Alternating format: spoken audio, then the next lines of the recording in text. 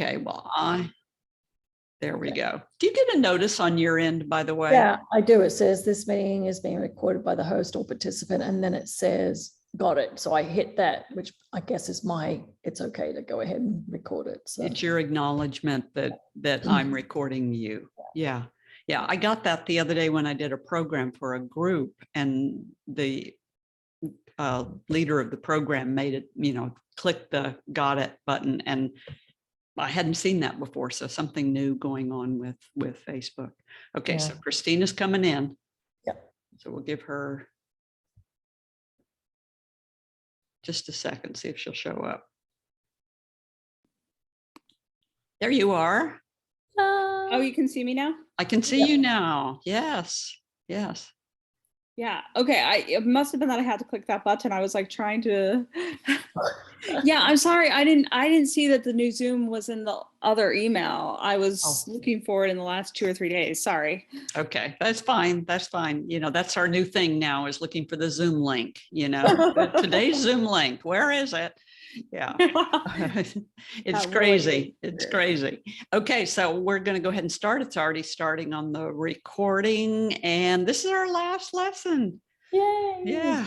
Yeah. So once we're finished, remind me. And if there is anything in night photography that I did not cover in this class, please let me know. Or even if it pops into your head, it's only the two of you as we're going along, please let me know. And then I can make sure to add it next time around. Mm-hmm. So with your homework assignments, so Christina is the one that did homework this go around. So it's been overcast down here. So Suzanne didn't get to do her homework, but Christina's the one that did her homework today. And so tell us about this one, Christina. So this is actually from the penthouse patio, and I was fortunate. There was a guy up there who was playing music and having wine, and he just kind of serenaded me while I hung out up there. There's actually quite a lot of ambient light up there, so I had to get the camera like right up against, but not so far that I was afraid I was going to tumble over, because like if you can't see it, but there are lights, like that column on the left, there are lights running down there that are super bright. So I kind of stuck my body in between the camera and that column to try to shield it. But this is looking out at the street. And there was a lot of cloud cover. And in a few of them, I got plane streaks as well. But I'm not overly happy with these. I think I sent that in the email because I don't feel like I got the pinpoint. To me, they don't look as defined as I was hoping. I don't know if that's the cloud cover or whether I just didn't get the methodology down. Yeah. And you've got nice starburst on that one. Yeah. And you do have your pinpoint stars in there. I'm going to talk about that in just a second when I look at one of your other ones, but you do have your stars. Isn't bad for an urban environment. There are some stars in there. Okay. Yeah. So you did get them. A nice view. Yeah. And it is pretty view. Yeah. I feel like it's a little overexposed, but I was trying to, some of them are not quite that exposed, but I wanted you guys to see what the cloud cover looks like so you'd understand what I was working with that night. And then let me see, here's your next one. Yeah. I kind of like this one. What you can't tell is that a fox was running back and forth across it. How neat. And so I felt like he was doing it just for me. He was like dancing in the light. I wish I'd been, I wish I'd been there just a little bit earlier so that I got more of the twilight. But I like how it just feels like it's suspended out in the dark. This path just curves around for a while, but there's a lot of trees. So then you get like the shadow of the tree crossing it. So I was struggling to try to find the right angle. Yeah. Whoops, wrong one. There you go. And then this is the one. This is another one. You got a plane right through here. Yeah. Yeah. Oh, yeah.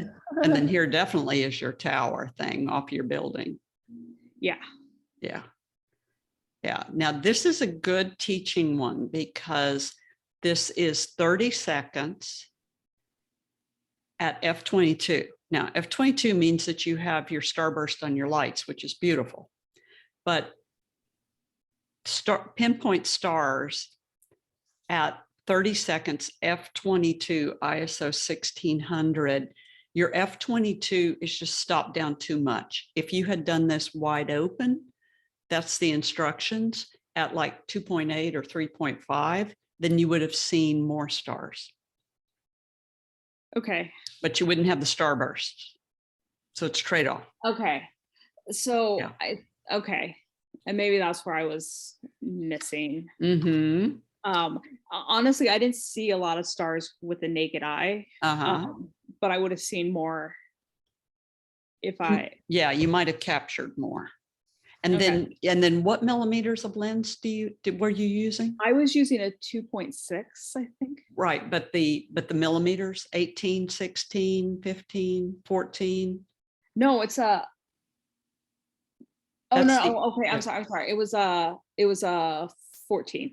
14. Yeah. So 14, when you do the mathematical formula, it does show up to be 31 seconds. Yeah. But when you process your picture, and I went ahead, Christina sent me the raw one of this one so I could process it. So let me show you all what happens when you process it. So when you process it, that's what I get. Okay.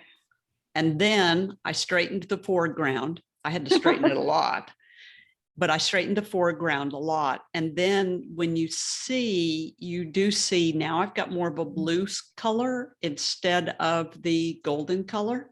And that blue color is just correcting the white balance. And I'll show you all how to do this. But then I still get my golden colors down in here.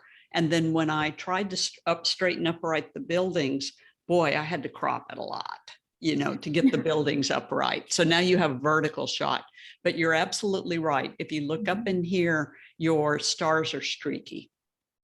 Yeah. And that's because of that 30-second exposure. So that's telling me with this lens, you should probably go 20 seconds. Wide open, whatever your wide open aperture is. Now that'll mean you won't have starburst on the lights in the city. But then at your 1600, this is going to be way light and you won't have to do too much processing at all. Okay. So then all we need to do at that point is just change the white balance, make it a little bit more blue instead of the golden, because remember this, or just realize that this golden cast, go back to the previous one. The golden cast just comes from the man-made lights. But then when we correct the white balance, then we get the blue sky like we're looking for. And then we get the stars in there. And then the man-made lights still look pretty good. Okay. Okay, so you probably would have had a bit more light if you would have just gone ahead and opened it up. Okay.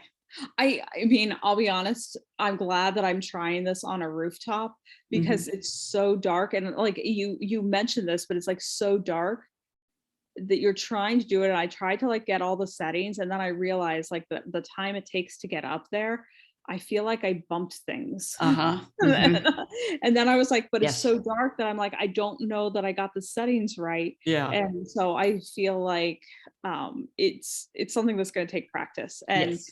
particularly since I'm using a new camera, like the dials aren't quite where I'm expecting them. And in the dark, I feel like I may have screwed some things up. Yeah. But it's a lot easier to try it on a rooftop where you could be inside in 5 minutes than it would be if I drove all the way out. Yes, yes, yes, exactly, exactly. And where the nice guy was playing music for you, so you knew you were safe, you know, and then trying to fret somewhere. Yes, yes, Exactly.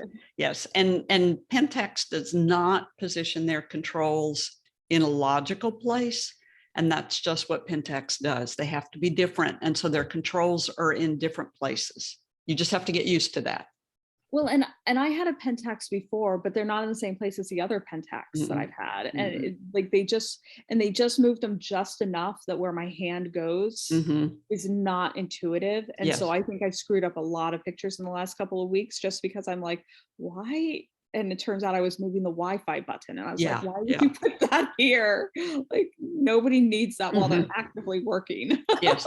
You know, Fuji is that way too. Fuji just puts buttons in weird places because they have to be different, but it's just different corporations trying to be different. And I found the same thing with Olympus is, you know, why does every button on the entire outside of an Olympus camera control white balance? Do people really need to change their white balance that often? But every button changes white balance. And so, yeah, it's like the Wi-Fi button. So I just thought you would want to see that. And then here's your other one, which I think is really pretty. Yeah. I do too. It's something about it, just it's very calm. This is my parents' retirement community. And it's just like, again, it's like I feel really safe here, and I feel like the picture captured how I feel about it. That you can just spend all night there with the fox. Yeah, yeah, with the nice little fox. Yeah, yeah. But watch what happens when I process it. No, Oh, there's a lot of light in there. Yeah, yeah. So all that I did, so now you see that there's a fountain out here.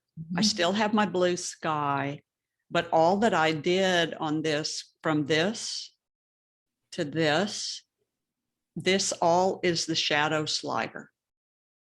Ooh. So it's just opening up all those dark areas with the shadow slider. So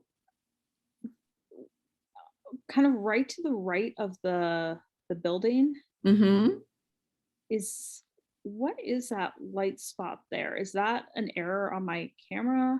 Oh, no, this right here. the gazebo, Okay. yeah. Yes. You, on your lens, it appears as though you have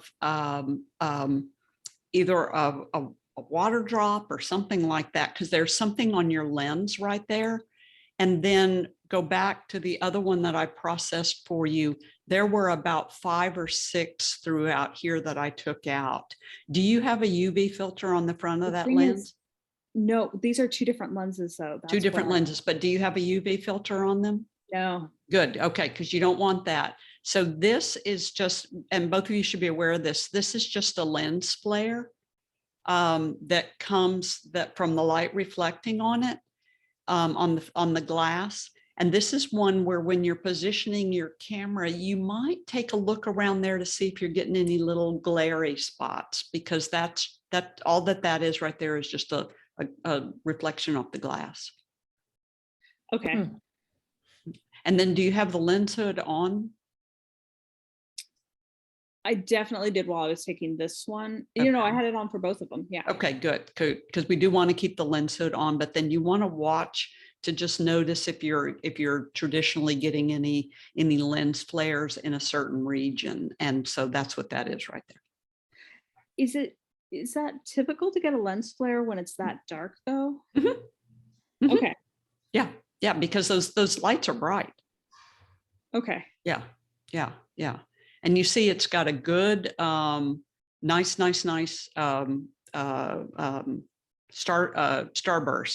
yeah. So Really that cool. lens has got a good construction to it because it's got a real nice starburst to it. Yeah. Yeah. So you did a good job on this. I think it's just a little bit of processing, and then you see that we go from that to that, and you know, makes them look a lot better. Yeah. I've had a lot of fun with these. Yeah. Good. I wished I'd actually stayed and done the star trails this night, Mm-hmm. because all those clouds just kind of disappeared. But Mm-hmm. I was like, oh no, I'll do them over the weekend. Yeah. And you No, missed your window. that's what happened with Suzanne. She missed the window for the clear skies. Yeah.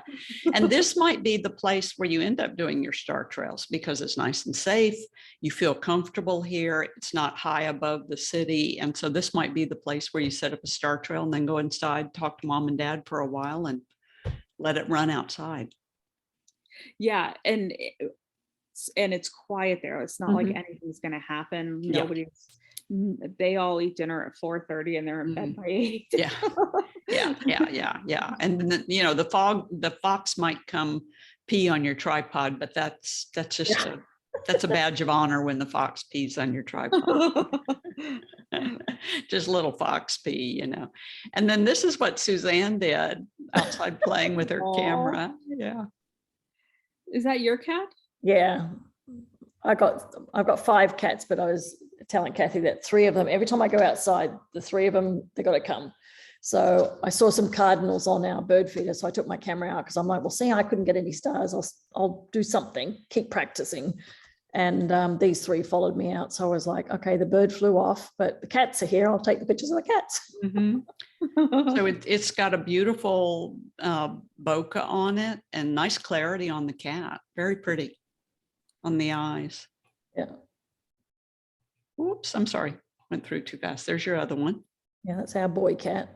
Yeah. And we still have roses out here. Yeah. Still blooming. I am sorry, that picture is so expressive. And I just sent my sister, she has a one-eyed cat, and I sent her a thing that says, it's a survey about to find out if your cat's a psychopath. I feel like you need that survey too. I saw that. This looks like a psychopathic cat. Oh, yeah, he's a little crazy. Yeah. Yeah. So the first one and this one are sisters. One's short hair, one's long hair. Yeah. You're so expressive. And they're really pretty. You did a good job on these, Suzanne. Yeah. So you may not have gotten the night stuff, but you did well on this one. Yeah, well, can't Yeah, help they're Mother really- Nature. If she's going to throw clouds out there, she's just going to throw clouds out there. Exactly. Yeah, exactly. And it never fails that you've got an assignment due and it's going to be cloudy. Yeah. And Well, it Thursday works- night, I was like, oh, I'll do it on the weekend. Then, like I said, we had a party Friday night and a party Saturday night. So I was like, okay, Sunday evening it rained, and then Monday and yesterday it was total clouds. Yeah. Like not even broken clouds, just total. I'm like, okay, not this time. You know, as an assignment photographer for the last 25 years, if I get an assignment from a magazine, we're going to get a hurricane, tropical depression, it's going to rain, you know, it's just horrible. Anytime I get an assignment, the weather does not cooperate. Yeah. But it's just the way it is. So thank you all. You did a good job. At least you did something, you know, so that's what's important. So to segue just a little bit into Christina's photo, this is a photo of the Milky Way done from the hill country of Central Texas. And to show you how it's processed, because if we have enough time, I'll go ahead and show you live Christina's file. But the temperature slider moves the sky to blue. And depending on how far you go is your personal preference. But this isn't live, this is just a screen capture. So the temperature slider moves your sky to blue. Because depending on what kind of man-made lights you have, that depends on what color your sky is going to be. Which program is this? This is Adobe Camera Raw. So you could do this in Lightroom or Adobe Camera Raw. Either one's going to do it. This one has, and you see here, I'm at a 15 seconds up here, and this is a 16 to 35 millimeter lens. The math formula says 31 seconds, but that I don't shoot it at 31 seconds. And I found that it's a 15 seconds. Here it's open all the way to f4, so I'm letting in the maximum amount of light that I can. And then ISO is 1600, like we've talked about. If there was a full moon or a bright moon behind us, then we would drop that ISO to 800. So the only time we drop it to 800 is when there's a bright moon in the sky. And even a half moon is too bright. So we'd have to drop the ISO to 800.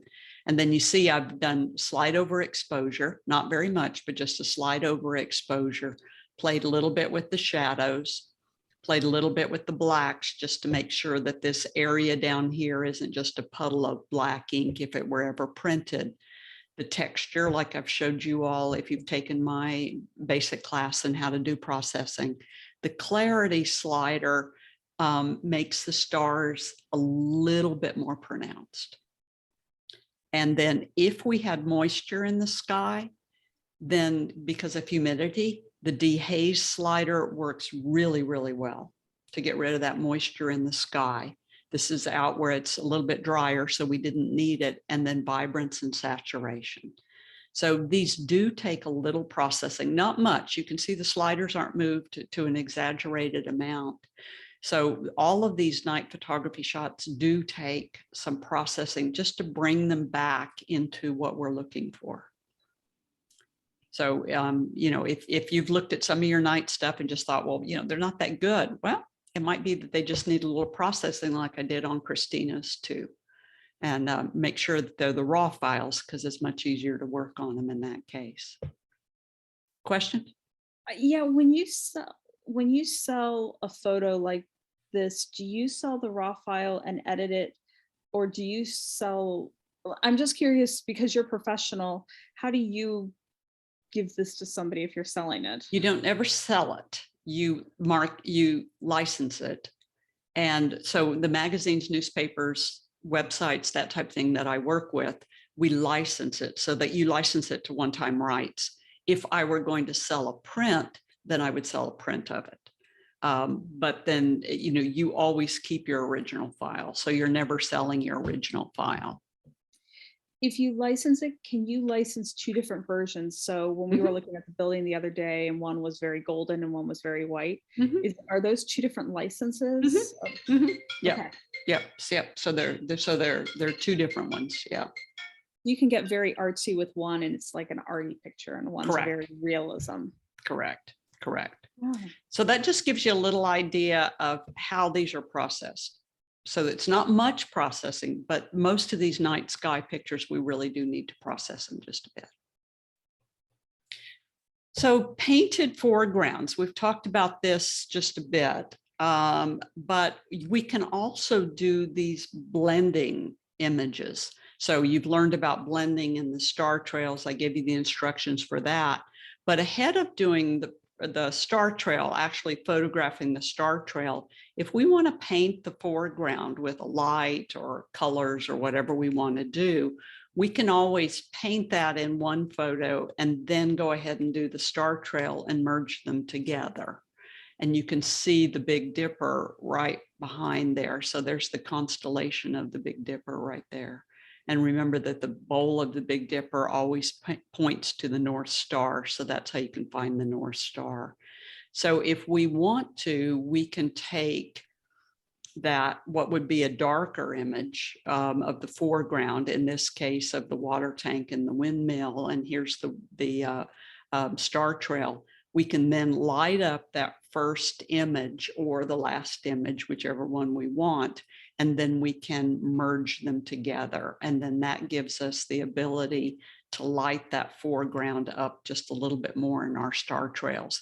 So sometimes in the star trail, going back to this one, sometimes in the star trail, this is my very first photograph. So the first photograph is the one where I painted it. But sometimes it's a little too bright when I start my star trails, so I don't want to paint the foreground first. So in that case, you could paint it midway if you want to on just one of the images, or you can wait till all the way to the end and you can paint it. You can paint the last one if you want to. And then when you blend them together, you've got one painted image in that stack. And then if you look really closely, you see how there is one little star hanging out there at the beginning of each one of the rows. You see that? And that is where I painted and then apparently talked to somebody or did something, maybe ran a test or something like that. And then when I blended them, then I was left with that one little hanging on star. So this shows you that for about 4 minutes or something like that, that little gap right there, that shows you that I didn't take one picture for about that four minutes. So I could have on the painted image masked out the sky and got rid of all the stars and then just gone ahead and done the star trail. So these are things that you've got to work with a little bit while you're out there in the field. And then here's another weird and goofy thing that you can do. So I'm going to show you some weird, goofy stuff you can do. So this we're going to do a star, we're going to do a pinpoint star. So that tells you we've got an exposure of about 15 seconds or 20 seconds or whatever it is for your lens that you're using. So that gives you a lot of time to kind of sit there. So this is one where click the shutter, the first exposure is happening. And during the exposure, during that 15 seconds, I zoom the lens and then let it sit at the end.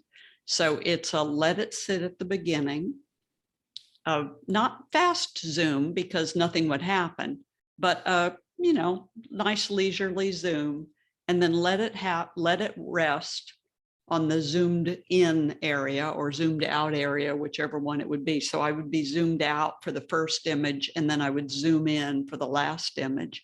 And that's what gives this second imprint of the windmill. So just to clarify, it's still focused on the windmill throughout that entire zooming process, though. You haven't changed. I haven't changed the focus. I'm just zooming. Okay. So just the only thing I'm doing is just zooming. So click the shutter. We've got 15 seconds. Let it stay just so we can get everything imprinted, and then slow zoom back and then let it stay again so we can get the second image imprinted. Okay. So another thing you can do in the dark. And then here's a slow, steady zoom all the way through the 20-second exposure. So we've got a lot of stars, very dark location here. So that means, we're going to get a whole lot of stars in it. And then it's just, and you can see that I've got my mountain range out in Big Bend National Park. So throughout this entire 15-second exposure, it's just a slow, steady zoom the entire time. So how do you do that without shaking the camera? That's what you got to watch out for.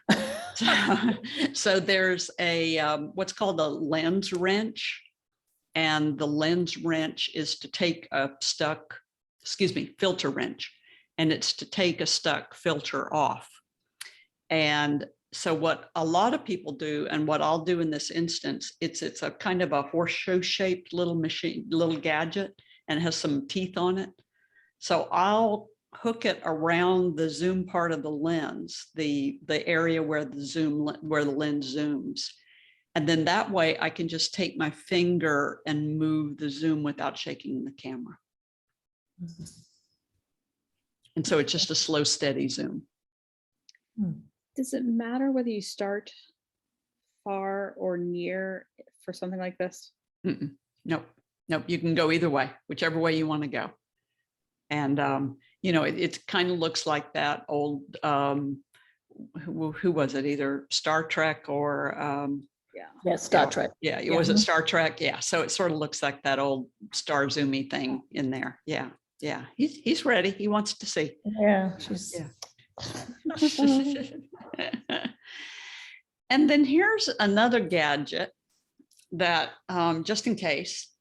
Now, Suzanne, you and I do not have a motion tracker in our cameras.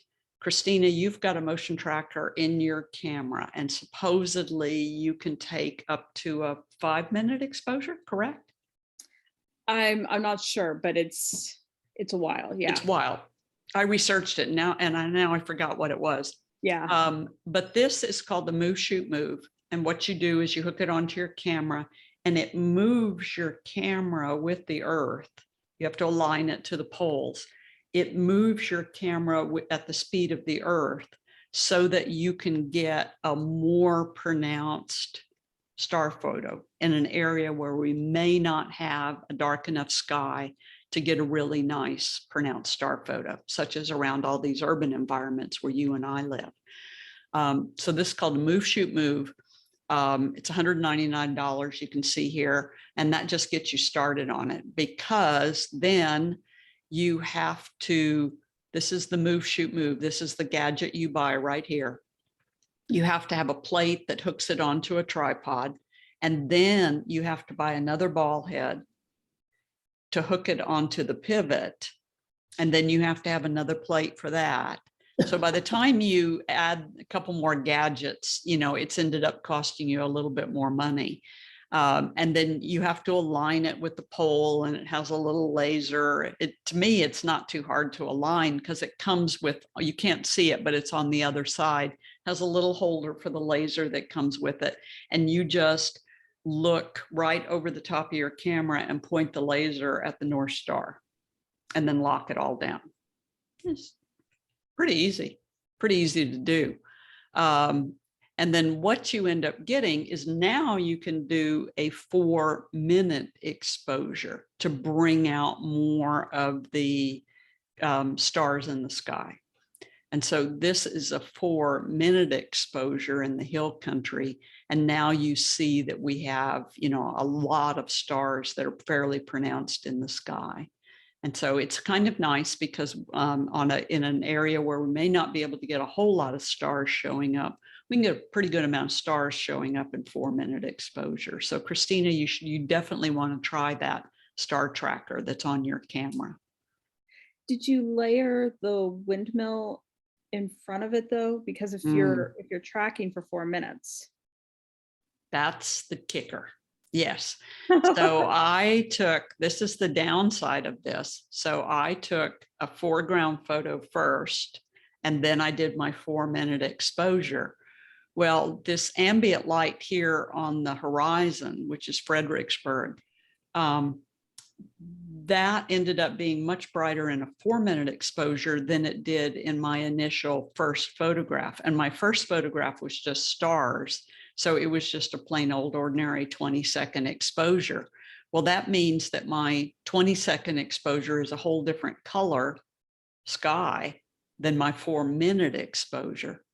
So my suggestion would be, if you're going to do this, your first photo or your last photo is an equal amount. So if you do your first photo as 4 minutes using the move, shoot, move, or else Christina using your moving sensor, then your second photo that you're going to layer over it should be exactly the same amount of time. So it needs to be a 4-second exposure as well, or excuse me, a 4-minute exposure as well. I did say 4-second, but I meant 4-minute exposure as well, or whatever length of time yours will do. Olympus does a 2 or 3 minute exposure. So I don't know quite what the Pentax does. I looked it up, but now I forgot about what it was. So you need to have them so that you can layer them on top of each other.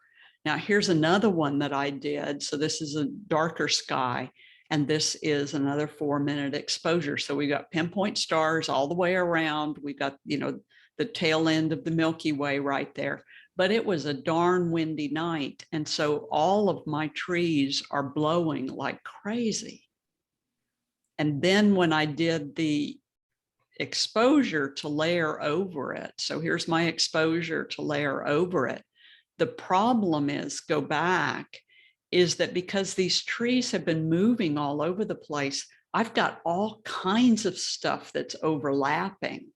So when I tried to do any sort of masking and put this area over my other photograph, I could just never do it.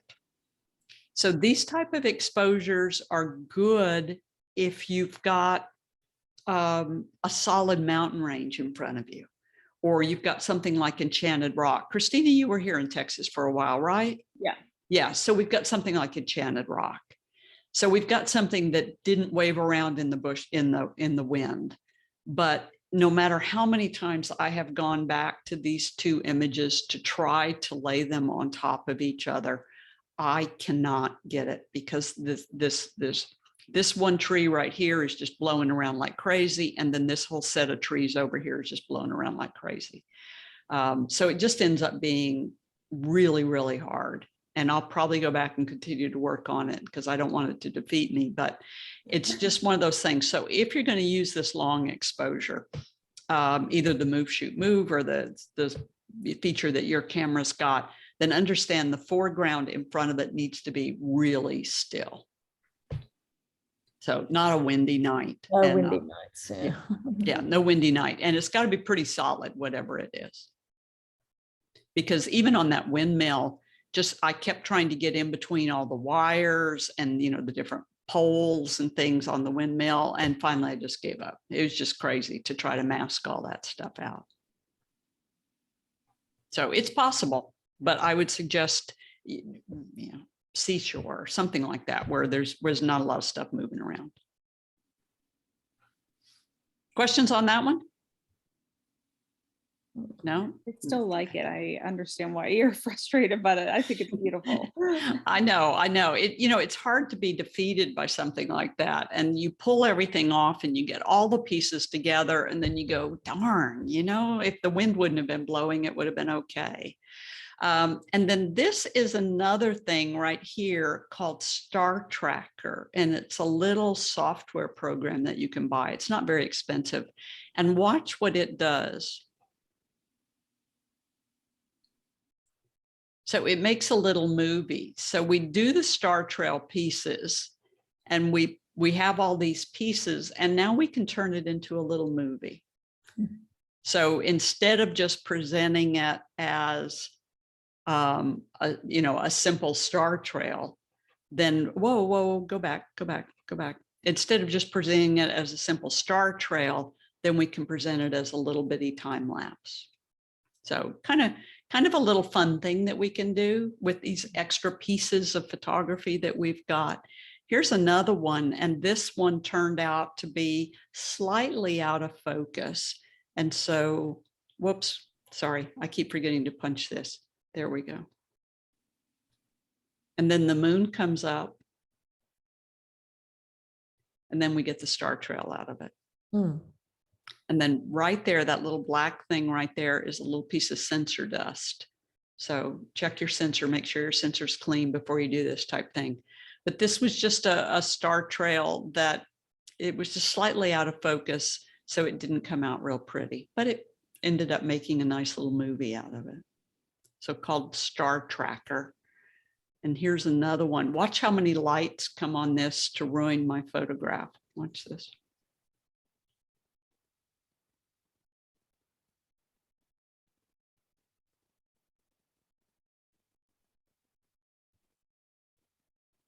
And then now somebody starts turning on the lights. Or the motion sensor goes off or something like that. I don't know what happened, but you see, we're starting out in the nice dark. Everything's looking good out in the desert in Morocco. Everything's looking good. And then all of a sudden, all the lights in the whole building come on. And just ruin everything. You know? I don't know. That's a pretty cool picture.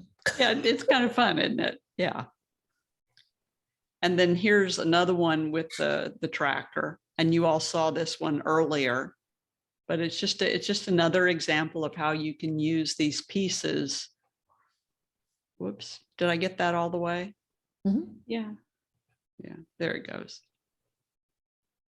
So did it change the white balance on it? No, that's me changing the white balance on the pieces. Okay. Yeah.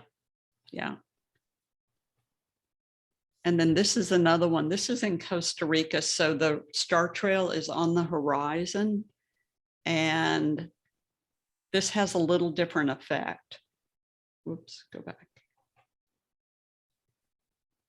Oh.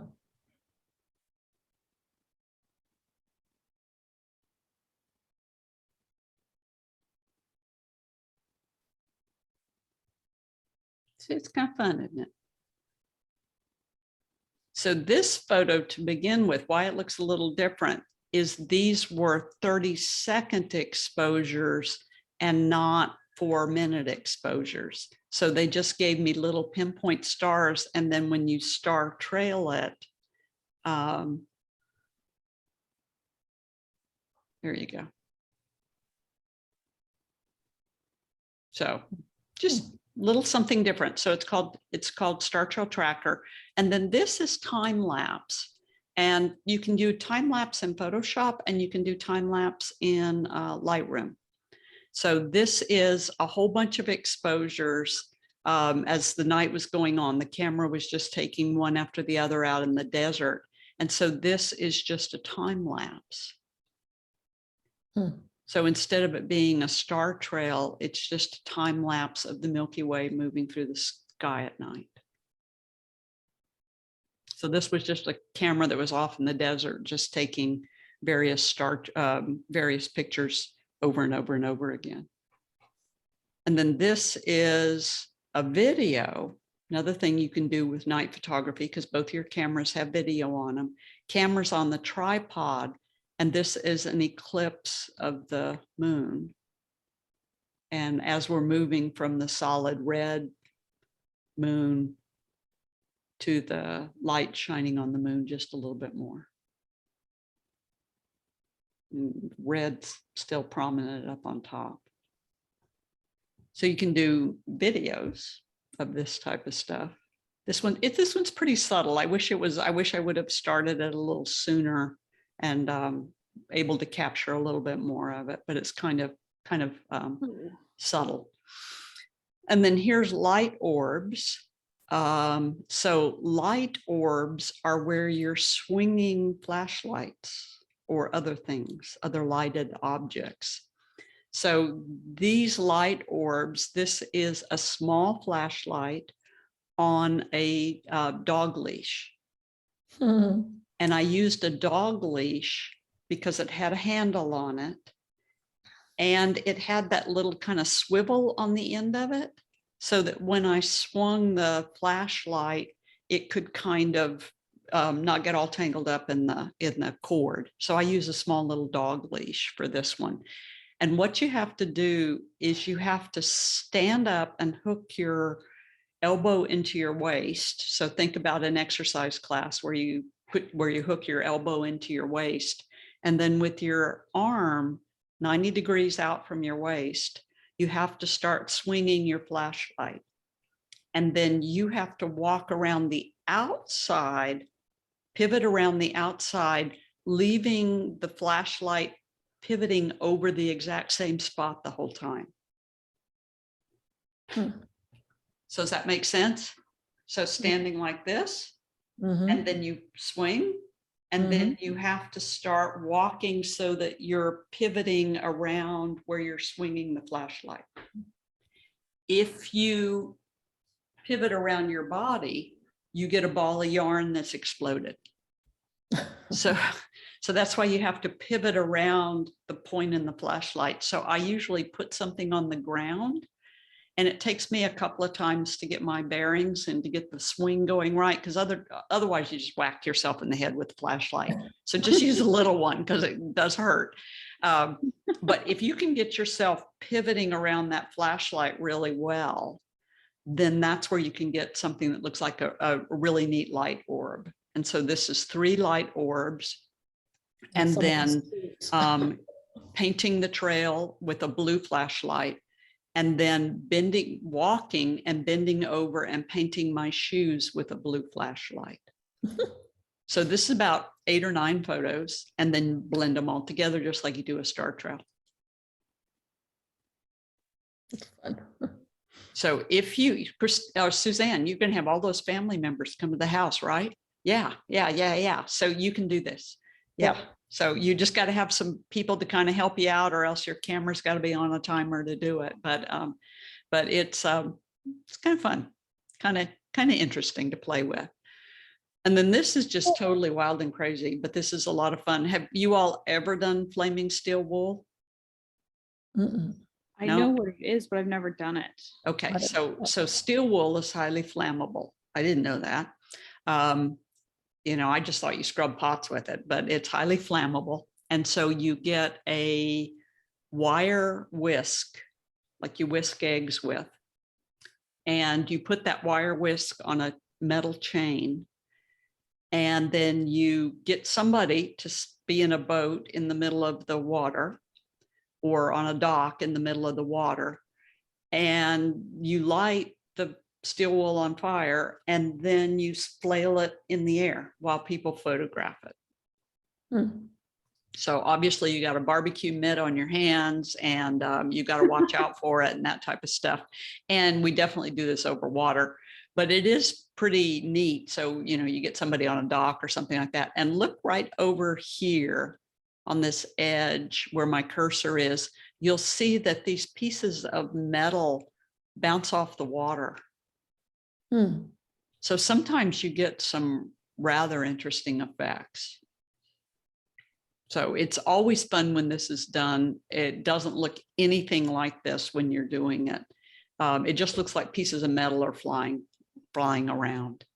So it's kind of interesting, kind of fun. And then here's another example of it. Guy standing in a boat in the middle of the lake and flailing the steel wool overhead, hoping not to burn his hair.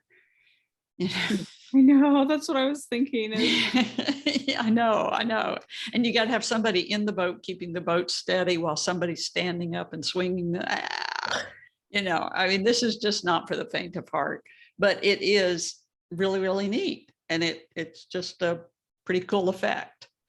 So when you see it, you'll know what it is. Here's another one. This is some friends that had a private lake on their property, and then they had a dock that went out into the lake, so it was safe to do. And then, using a super wide angle lens and then flailing that around. Hmm. It looks like they're hitting the dock. Is that just? Yeah, that's just those little pieces of metal hitting the dock. Yeah, but they're too small to start a fire unless we were in the forest. If we were in the dry forest, we'd definitely start a fire. So you got to be very careful about this and, adult supervision. And if you don't want to get that crazy, same person out on the dock, and they are swinging several row lines of Christmas lights, battery powered Christmas lights. And so all they're doing is swinging several lines of battery powered Christmas lights, different colored Christmas lights. And then the flame along the dock are some orange Halloween lights, once again on a battery. So this is a little bit more, definitely a lot more safe, but at the same time fun. So it's just strings of Christmas lights, battery powered Christmas lights. Be careful if you try it, because they're fragile as all get out. And so what I ended up doing is the little battery compartment that has the two batteries in it. Then I taped all of it together so that there wasn't that little loose wire coming out of the battery compartment, because that's the one that always breaks on you. So I just kind of taped everything up to make sure it was a little bit more solid, and played with it. You can also take those strings of Christmas lights that are battery powered, and you can tape them real tightly to a long dowel, stick, a garden stick, and then you can twirl that like a baton and you'll get the same type of thing. So lot safer than steel wool, but fun at the same time. And then the last thing that I'll leave you with is lightning, because we saw a little bit of lightning on Monday. Was it Monday? What night did it rain? Sunday night. And I was like, ooh, lightning photos. Yes, lightning photos. Exactly. So lightning photos are the easiest way to do them is either at nighttime or toward twilight. And out in the desert Southwest, where I come from, during July, August, and September, we get the summer monsoon rains. So when it gets real hot during the day and then the sun goes down, cools down the earth real fast, we get these eruptions of rainstorms and lightning storms. So that's one of the reasons that I do the workshops out in Big Bend in July and August, is because that's our best time to get lightning. So lightning is pretty easy to photograph at twilight, cameras on tripod, and it's just 30-second exposures. And then if the clouds don't move too much, then we can layer everything on top of each other. This was one of the most fabulous lightning storms I have ever been through in my life. It was 360 degrees, completely surrounded us, and it was just lightning like crazy. Hairs standing on ends. Probably pretty dangerous, but at the same time, just exhilarating as all get out. And so we figured, the two women, the other woman I was with, we figured there was enough rubber on the soles of our of our shoes that we were probably safe. But anyway, it was a really good photography experience. So it's long exposures, not short exposures, it's long exposures and a lot of light. So we don't need a high ISO. So just a 30-second exposure, and then just keep firing. Because if it turns out that we need to put one more lightning bolt right here, along with this lightning bolt right here, then it just becomes a lot more dramatic. So we just layer these just like we did our star trails on top of each other. And then if we have to, do a little bit of work to get the clouds looking right. But here's another one from that same evening. And, just sometimes it's 5 or 6 shots that you end up layering together because there's one errant one errant light bolt right here, but then we get some other good ones through here. And, and then we just got a lot of stuff striking right there. So this is where we can go in and do some layering, just like you do your star trails, exactly the same way. And then here's another one. And this was probably only a combination of 4 photos, just a big, huge lightning storm moving through the desert. And, this one's probably 20 miles away, but filling up the sky, definitely. Okay, so stuff coming up.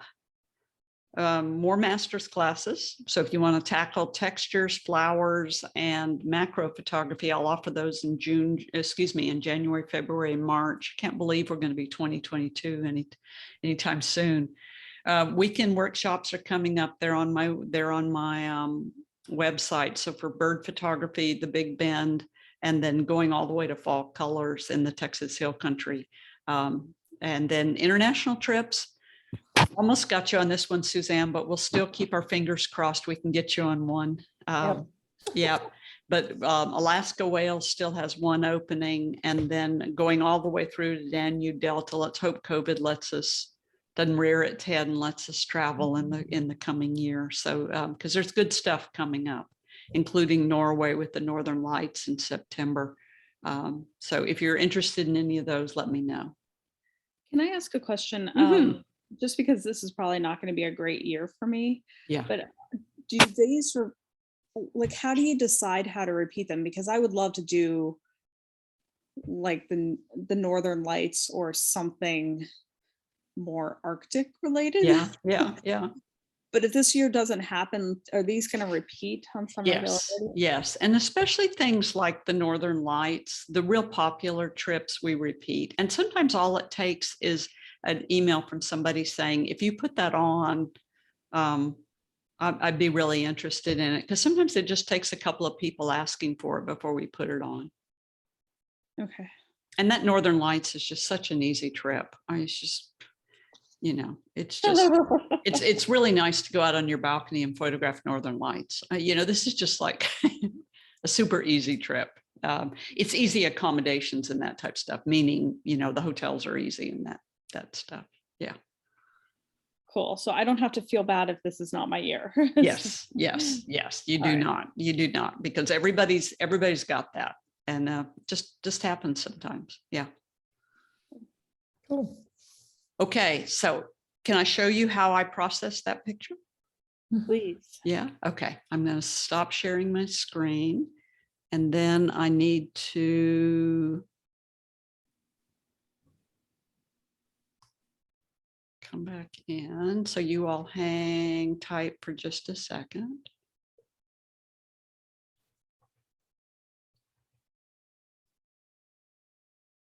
And Christina, thank you very much for sending these RAWs to me, because I can't do too much processing on your small JPEGs. There we go. That's good. Was I supposed to be sending RAW all along? No. Okay. No, definitely not. But it's just reset to default. Reset to default. It's only when when I know I can do something with it. Okay. There you go. Okay, now I can share screen. Whoops.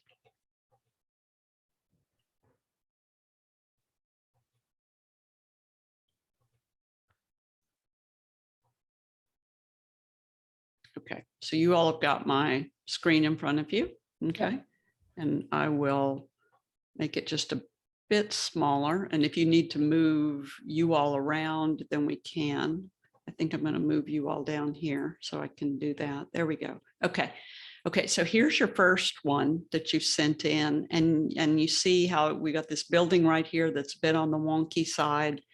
And so the first starting point on this is to go into the optics and correct your lens. And then in your basic, this is the same thing as in Lightroom. In your basic, then it's your texture, vibrance, and saturation. And that didn't change this one too much at all. But now we can go in and see how you haven't spiked anything up the right-hand side of your histogram. So you're doing well. So that means that there's a place where we can open this picture up. There we go. And the only thing that's overexposing right now is just right down in here in those city lights. So we can take your highlight slider and underexpose those city lights. And then the shadows, I'm not going to do too much shadows on this one. And then the blue for the temperature, now we can just move the temperature ever so slightly. And now your sky looks a lot more appealing. And then if you wanted to open up that sky just a little bit more, and then we don't want to open up too much shadows on this one because it opens up too much on that foreground. But now if you blow this up to 100%, see how you got a little bit of a streaky star right there? And so that was that. And you see you're at a 30-second exposure. So that tells me on this lens, because you're at 35 millimeters. So you zoomed. Where's my handy cell phone? So handy cell phone. So we should have been 500 divided by 35 millimeters. So you should have been at a 14-second exposure instead of a 30-second exposure, because you zoomed in to get rid of all that stuff over on the side, right? I don't think I did. Yep. So I used a Rokinon, and I don't think it can go to 35 millimeters. Huh, interesting. Let me see what lens you used on this one, optics. So you think it was the... Yeah, I have a Rokinon and I've never used it before, but you were so you talking about, tried. so I Yeah. tried. And that's why I don't think it can go to 35 millimeters. So it's a 50 millimeter Rokinon. Really? That's not what I thought it was. Yeah, that's what it says. Okay, so I obviously did not pay attention. But it's interesting because it says 35 millimeters there and it says 50 millimeters here. So maybe it just doesn't read your Rokinon real well. Well, I thought I read somewhere that there are ones with chips and ones without chips, but I also had trouble getting it to work because the camera wasn't reading it at all initially. And I played with a button there. So I may have manually set it to something that it was not. You could have. And remember, it has no autofocus and no metering in it at all. And so you have to do everything for it. Yeah. So the point is there's probably a lot of user error, but when the 50 millimeter lens I have didn't have the infinity symbol on it.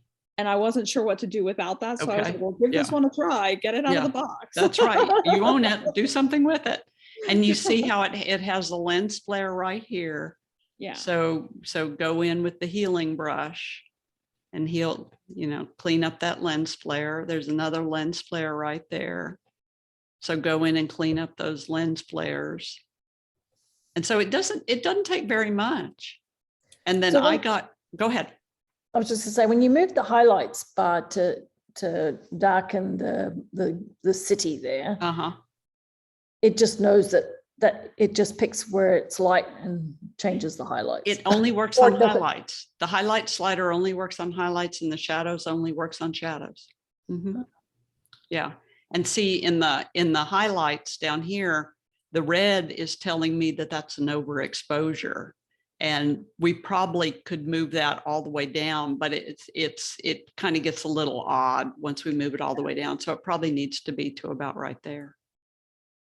Huh. Yeah. And then just to be crazy, I went to the geometry, and that explains why as I moved the geometry, it didn't change anything. So it was that Rokinon that wasn't letting me do it. So I had to go here and then set that as my horizontal, set this as one of my verticals. And that was just so extreme. That's what made the picture so crooked. And then I set this other building right here as a vertical, and then that gave me that. And then I ended up having to, oops, I got to go to a vertical there. So then I ended up having to crop a fairly good amount out of your picture just to try to make it straight up and down. So I didn't need to do that. That was just me playing. So part of my challenge here was trying to get some of the ambient light out of it. But was that also trying to get an angle, but also trying to get the ambient light out? But is that also part of the lens that gets it that crooked? Because I know there's some lenses that work better with building. Yeah, when you got a really wide angle lens, if you distort up like this, then you're going to get really wonk on the edges. And if you distort down, you're going to get really wonk on the edges. And so with a wide angle lens, many times you're kind of moving it in and out and up and down to try to straighten up as much as you can inside the camera. But it looks like you were shooting way up, trying to get rid of all that ambient light that was in front of you. Yeah. So you were working under some hard conditions. Yeah, but I had music background, so. Yeah, you had music as a background and you were safe and you were in a penthouse. So, let's face it, it wasn't that bad. Yeah. I wasn't like facing alligators down. Or exactly. Highway robbers. Yeah, exactly. So here you are. I'm just going to texture, vibrance, and saturated. That's my starting point on everything. The little blue right over in here is telling me that's a pure black. So I need to open that up just a little bit. There we go. And then the red line, the red warnings right here, blowing it up on the lights, that's always going to be. So don't do anything to try to get rid of that. That just kills too much. And I knew that there was a whole bunch of stuff going on in here that's probably interesting. And so that's just opening up with the shadow slider and the exposure slider.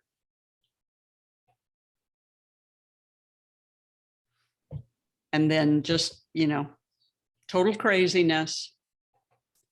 If you want that sky to go back to the color it was, then we can go in and just work on that part of the image. Because once I opened up so much of that foreground, that's the graduated filter. So once I worked on all this foreground to try to light it up, then we lost all the beauty of your twilight sky. So that graduated filter just allowed us to put the exposure back on the sky. Mm-hmm. So it's not a lot of complicated processing, but they do need a little bit of processing.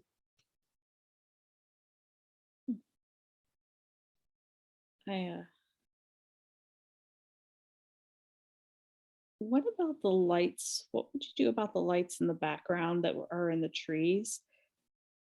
I wouldn't choose them to be there. Like, I feel like if I'd taken this photo like a week earlier, they probably wouldn't be there because of the tree, the leaves. Would you leave them or would you remove them? Or you could leave them. Do they bother? I'm going to turn off the red highlight so that we don't see that. Do they bother you, Suzanne? No, Because actually what I first see is the fountain now. Uh-huh. Yeah, because the fountain and the gazebo are your brightest area. The little walkway is lit up, leading you to the fountain or to the gazebo. I wouldn't, if you wanted to, you could zoom in on those. There's a lot of small ones in there, but you could zoom in on those, and using your healing brush, we could just zap them out. Nothing's permanent. We can always zap everything out. Yeah, so you could go in here and just kind of get rid, depends on how precise you wanted to be, but we could go in and get rid of some of that stuff. And I do that sometimes on the night photography. You know, if you wanted to get rid of a couple of these, you could. But it's not hard to get rid of them. Just depends on how precise you want to be. You can get rid of this one right here. Yeah. There you go. How's that? Now, this thing right here, that would be very hard to get rid of. That little lens flare, see that glare? And it's coming from that gazebo right there. Okay. So this would be hard to get rid of. Because we could go in with that healing brush, but there's some trees behind it. So you would, well, let's just see what happens. There's some trees behind it, but chances are, not bad, not bad. Smart software. There you go.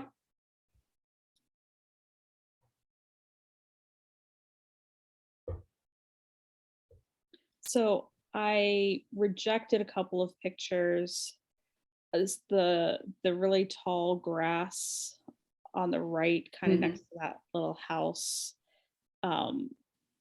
I tried to paint those and then have the fountain in the background, and I feel like I'm going to go back and try to play with a few of those because I really wanted the fountain at night, but it just like blew everything else out when I was up close to it. Yeah, it's bright. It's real bright. Yeah, that's a bright fountain out there. Yeah. But go ahead.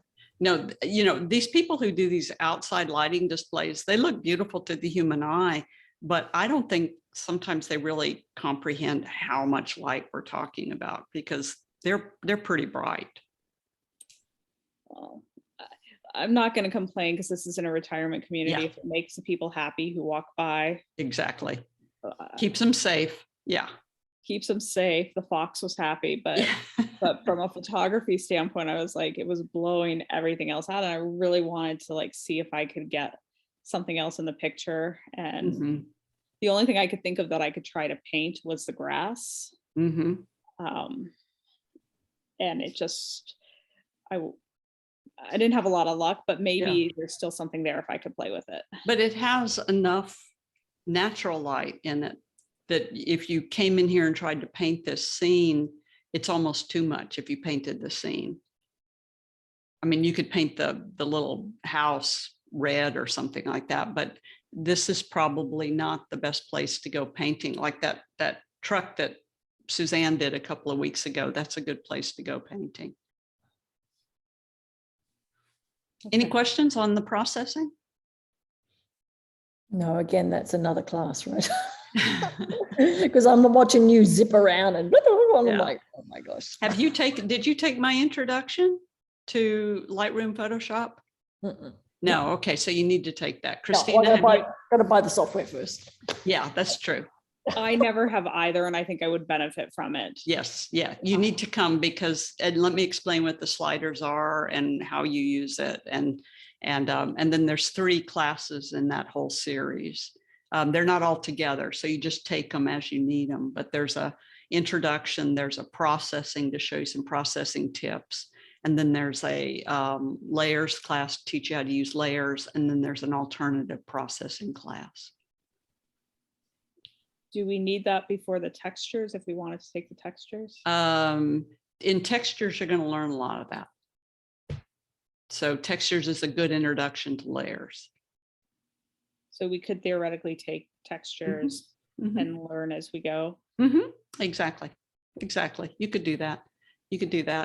But if in January, if I offer the introduction to Lightroom Photoshop, both of y'all might want to take it. Just even if you haven't, Suzanne, ordered the software yet, because you could always save the recording and then watch that once you got the software. Yeah. Well, I'd like to be able to play with it a little bit so that when you were teaching, I'd be at least know where the buttons are.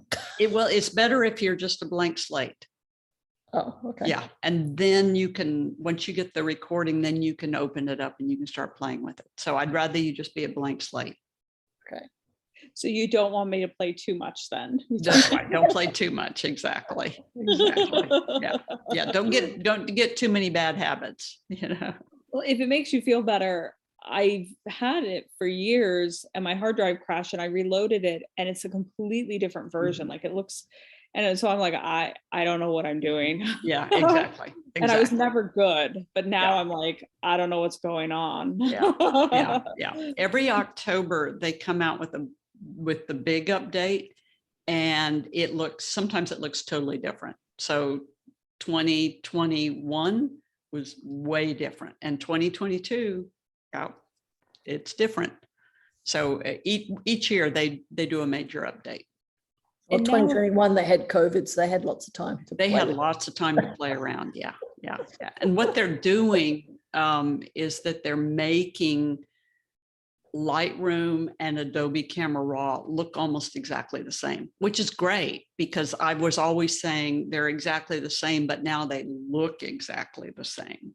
And then in textures, we move between all the different softwares. So it is, you can see what their logic is a little bit better now. And so with the recordings that you give us, are those there always, or are they only out there for a period? No, for right now, I don't know what to do with them. So they're just sitting there. Okay. So when you get a recording, if you want to see it again, you can just click on that I link. want to put them in a folder so I can go back and look at them. So Yeah. I'm not digging through thousands of emails trying to find them. So, Yeah. That's not a bad thing to do. yeah. I'm even going to go back and do the very first class, the basic class again. Go watch that again. You've got basic down. You're okay. You're okay. You've got that one down. No, I still have moments like in the moment, I'm like, which is the thing I got to move now? Yeah. I know. feel like I need basic again too, because like I've been operating the camera for a while and I like understand what I'm doing in theory, but I don't understand the terminology and I don't look at things like what lens am I using. I'm like, this one makes things big and this one makes things small. I feel like I'm missing the terms. Yeah. And But you know, all those other little classes that I teach, like which lens do I use, and just whatever, you know, crystal ball photography or whatever it is, all those little classes that I teach, I always have to go back over the terms in case people haven't been in basic photography, because people can sign up for any class, whether they've been in my basic or not. Okay. So any class you take, you're going to find me going over those terms again. And it helps, especially when you've been away from it. You know, you had to move and do all that other stuff. And then you got the new camera. So you've been away from it for a while. You've had other things on your brain. I have other things on my brain. I started my own company and that takes a lot of time, but it's what I do to relax. And so I've found a lot, even though I haven't sent a lot of pictures, it's very relaxing and my brain needs that. So I'm glad I did this. Yeah. And it's something that I've wanted to do for a while. That's why it was my present to myself. So I'm sorry if it was torture for you. No, it was fine. It was fine. No, and you know, it's interesting because there's a lot of people, Suzanne just retired. There's a lot of people in that mid-career where they need some sort of total diversion. And so many people either, you know, take up photography and then if they're going toward retirement, they take it up. And so there's tons of people in the exact same boat. Yeah. When I was in corporate America, I needed my photography to keep my brain sane. I think when I first took the class with you, the way I described it to my boss was that I spend so much time looking at like projects that it gives me an opportunity to look at the negative space. And it like releases creativity in me when I come back to the office. And I was like, you really want me to go do this? You want to give me the afternoon off? And he finally got the hang of it. He's like, you know what? I think you are really creative if you just have a little time off. Go play. So, Have you noticed the same thing, Suzanne? Yeah, no, it's definitely, I mean, you know, I had the Canon camera where you just moved it to the landscape dial and the portrait dial, and I took pretty good pictures, but I was just like, you know, I need to go back to a camera that I really have to think about everything myself and set everything myself. And yeah, but I've enjoyed it because I see things differently. You know, like I'm like, ooh, what if I did this? I could. So yeah, it does get your creative juices going. So rather than just having a normal photo, what can you do with that to make it look that people go, ooh. Yeah. So it unleashes that technical as well as that creative side. Yeah, I did that platoon, the boat down the river right downtown Houston. The Buffalo Bayou thing. Thank you very much. That's the one. Yeah, and I only had my cell phone with me, but it was weird how we would go under a bridge and there was all these shadows of the bridge pylons on the water. And I was just like, I took a picture and I looked on my phone. I'm like, oh man, I wish I had my camera with me because it was so awesome, the picture. And there was a lot of different parts on that river where there was a lot of reflections on the water. So you had the double image, you know, the real image and then the reflection on the water. It was just like, I should have brought my camera. Yeah. And you know, that's the fun of the workshops and the photo tours is you get somebody who notices something like that. And then all of a sudden, all of us want the same photo. And now the boat's backing up just so we can do the pylons. And, you know, the boat driver's like, God, these people are weird. You know, it's like, you know, if we want to back up and do the pylons, we're going to do the pylons. Yeah. So it's fun. And it's that creative juices that just gets rolling. Yeah. It's always you really fun. can't go on a photography trip with somebody who's not a photographer because they don't want to stand around and wait with you. I tried that one time with somebody who wanted to hike and I was like, why don't you just leave me here and come back? It's just like, it really annoys people. So I feel like if you want to photograph, you have to go with other photographers. Yeah, you do. You do. Or someone real patient.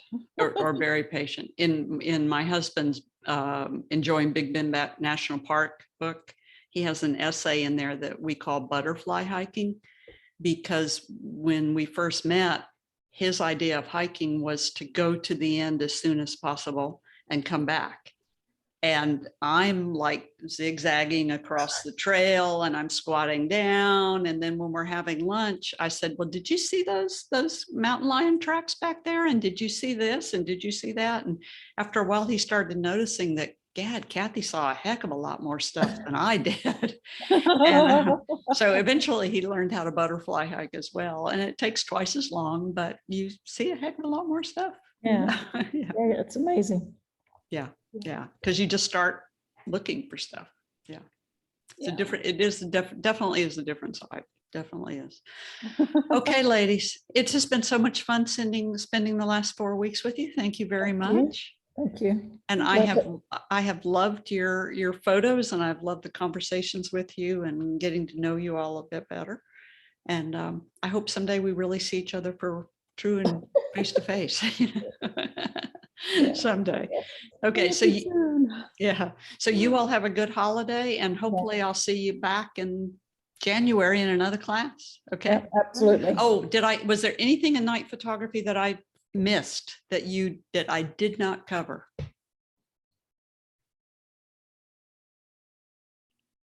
No, I think lightning, but I probably would have forgotten to mention it, but until you actually mentioned it. Okay. It was the one thing, but no, I can't think of anything. Okay. Yeah, I think the only thing, but I don't think that it's really topical for this, is like how to capture the little bugs, like the lightning bugs and stuff, it by design, not by accident. Yeah. But I feel like that's also not really night photography. That's more of like a bug photography. That's in the macro photography class. Yeah, that's what I thought. Yeah. So I'll offer that. So then you can go out and start looking for bugs. Hey, I like that too. Yeah. Okay, super. Okay, y'all All have a right. good holiday. Enjoy Yeah. all those people coming to your house, Suzanne. Have a Thank wonderful you. time. I Yeah, will. yeah, yeah. Yeah. Good night. All right, see you, Night. Christina. Bye-bye. Kathy. Thanks.